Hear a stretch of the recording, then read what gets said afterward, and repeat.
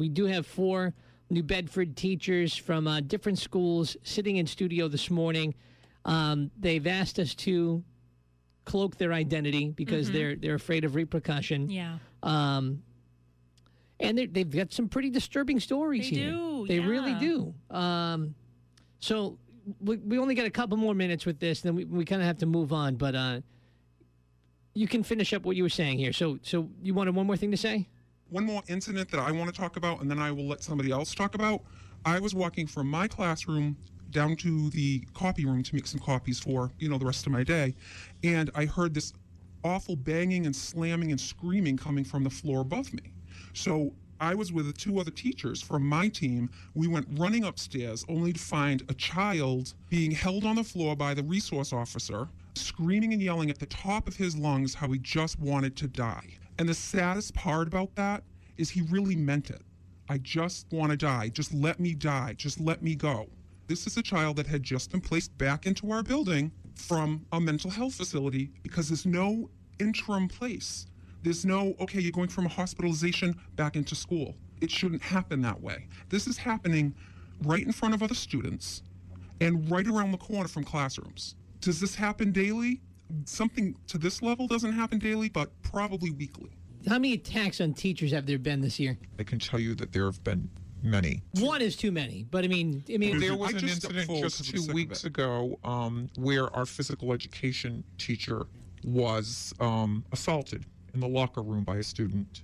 She was left. She walked out of that room, came to my room to report it to me. She had bruises, physical bruises on her. She was punched in her arm and her chest by a student because the student was asked to leave the locker room because the child was acting up in gym class. She wouldn't change. She wouldn't follow protocol in gym.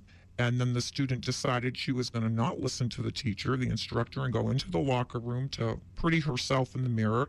When the physical education teacher went in to address the concern as to why she hadn't left for the office, the child assaulted her. The teacher was out for 3 days.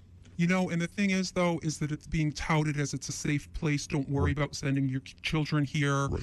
I honestly would not send my kids to the New Bedford school system. It is not a safe environment for kids. So you're saying it's not as rosy as... Absolutely not. Let me ask you this question, because there's a marked difference between the union's message this year than last year. Last year, it was red alert. This year, it seems much more calm. Why? Because there has been negotiations.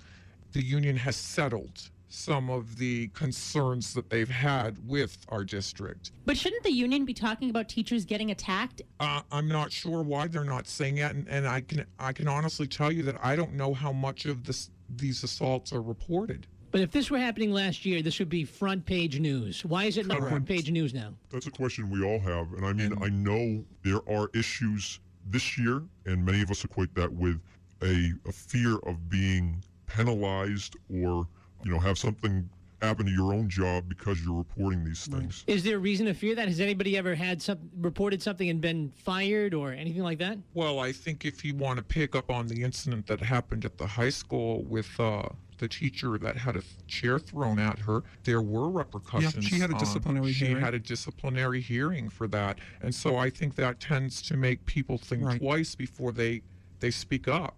If this happens to you, you're going to have a disciplinary hearing. And just to let you know, it's not always about assault. It is about disruptive, unnecessary behavior.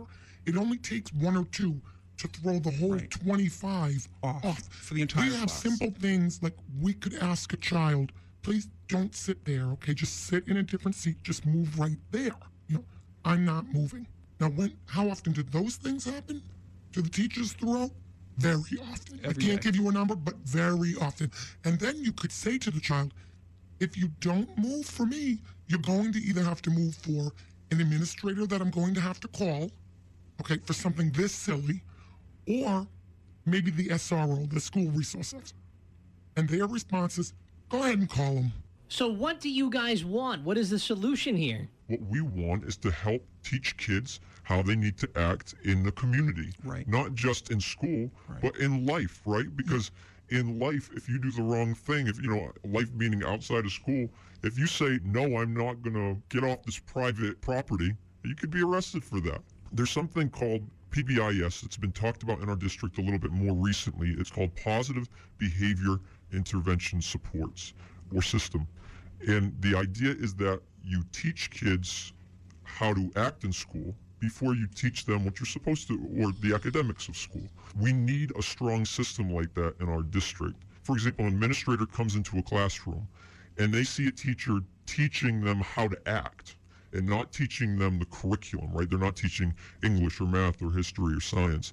That there's no, the teacher's not afraid of getting in trouble for teaching a kid how to act. Well, we thank you for coming down to Fun 107 this morning. Obviously, a lot to sort through. Yeah, thank you so much. And I think we all have the same goal, so that's a good thing. Right. Yeah. All right. Thank you Thank you very for much for having us. Thanks for your time.